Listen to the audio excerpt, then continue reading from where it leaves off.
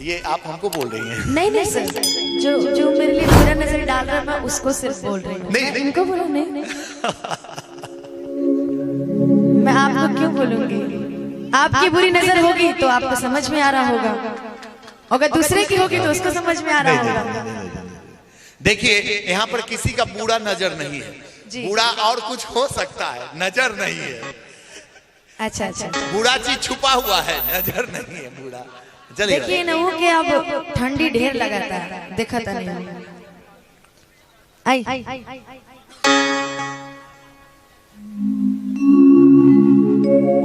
भैया आपका नाम, भैया एंकर भैया आपका नाम, आपका नाम? मेरा अरे रुको, नाम बताने दो। हाँ हाँ नाम बताइए। मेरा नाम लेट जाना है। लेट जाना? लेट जाना यादव, लेट जाना। अच्छा लेट जाना यादव। हाँ मतलब लेटने का काम ज्यादा करते हैं। अब मेरा नाम मुक्का यादव है। लेटने के बाद जो मुक्का पड़ता है वो वाला यादव है मेरा नाम। नहीं सर सीरियसली मैं आपका नाम पूछ रही हूँ सर। मेरा नाम श्री गोपाल जी है। गोपाल जी?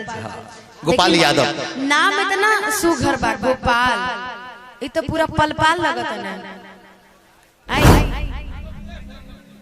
ऐसे गोपाल भैया के नया नया शादी भइल रहे, अभी तो अपने मलिकानी के गौना नहीं के करावता। मलिकानी फोन करत अड़ी कि ए राजा जी तन सुनी न, हाय देखी हम हूँ जवान बनी तू हूँ जवान, रहुआ तब बियाह करके चल गई नहीं, लेकिन देखी ना ये हमार हालत का पड़ा था कि हई नहीं हर के कुल लोग लाइन मारत अड़े हमरा।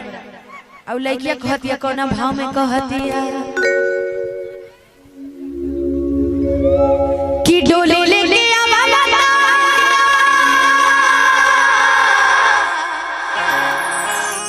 इतना ढेर मत बढ़ा दी कि वही में बह जाए, तने धीरे धीरे। कि डोली लेके आवाला ना झमेल हो जाए, कि ये राजा जी जल्दी से डोली लेके आ जाए, तो देखा था नहीं कि हम तो मरिए जाए। है कैमरा वाले भैया 5 साल हो गए बियाह है का भाई सुख ना भोगल ऐसे कहता नहीं, दोबारा बियाह कर लो। कि नहीं हर में, कि नहीं हर में लागल बाड़े कहकी हई जवानी पिया से हो जाई।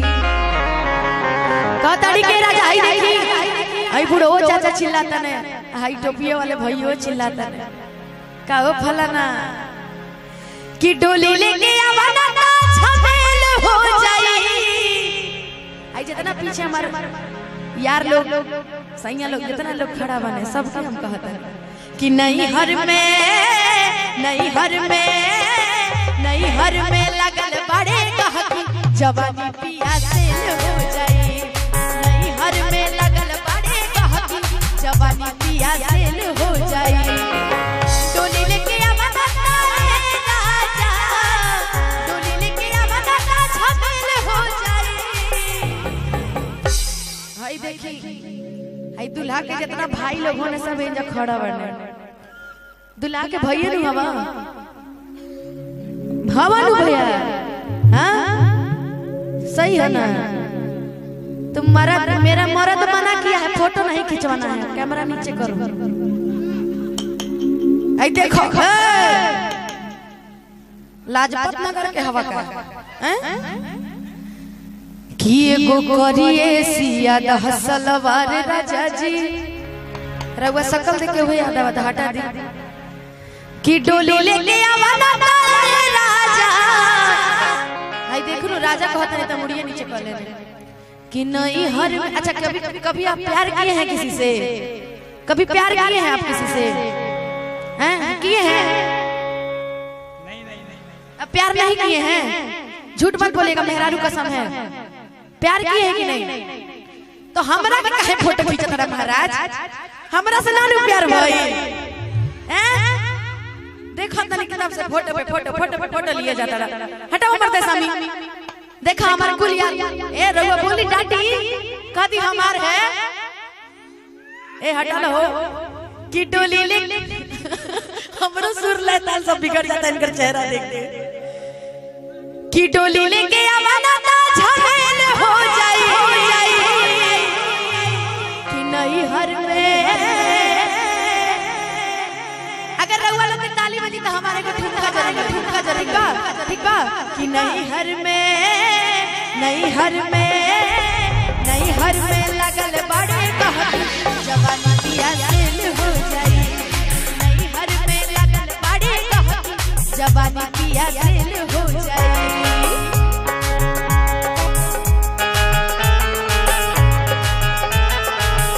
कोरस करो माइक नीचे इनको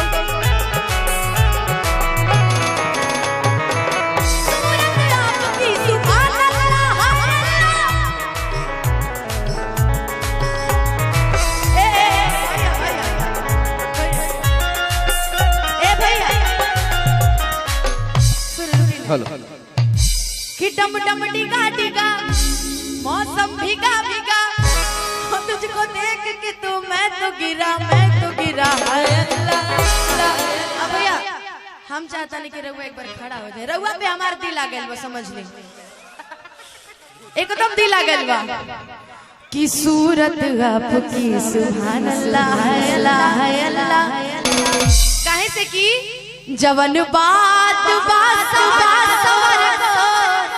मैं उगोर का करी कि जवन बात सवर को मैं उगोर का करी जवन को दिहे अनहान अब तू लोग पहले बजा ला ना तू लोग बजा ला पहले हम यहाँ फीलिंग दे दे के मर रहे हैं कि मेरी भी कम से कम शादी हो जाए ये लोग अपने धुन में राग अलापे पड़े हैं अच्छा वो ना बाकी है आज वो तो परमानेंट हवे केहू के आई लड़किया कहती है कौने भाव में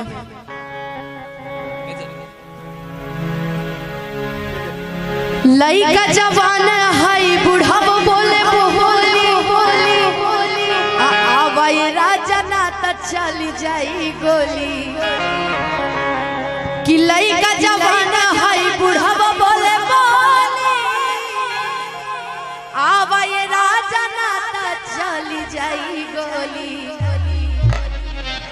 हाई जितना गमछा वाले हमारे जितना भी अब भैया तो ना कहे जितना भी हमारे यार बने मतलब पटीदार बने दोस्त बने बड़ा दोस्त याद आवता क्या बात है देख के सीटी बजावत रहला तब ना याद आए हैं कि तोरा बिना जिंदगी लड़किया कहती है कि ये राजा जी ए टोपी वाले राजा जी कि तोरा बिना जिंदगी जियान हो जाई